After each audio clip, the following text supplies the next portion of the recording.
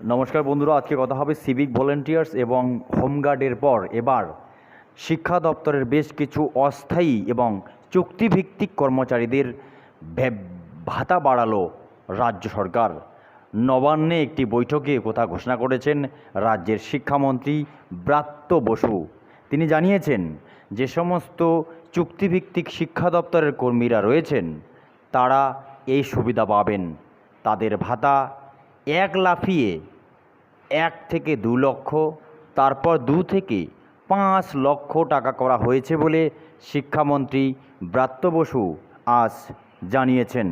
তবে কোন ধরনের কর্মীরা এ সুযোগ পাবেন?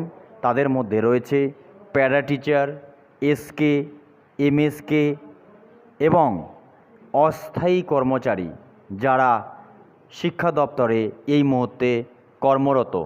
তাদের জন্য 1 লাফে 5 লক্ষ টাকা ঘোষণা করলেন।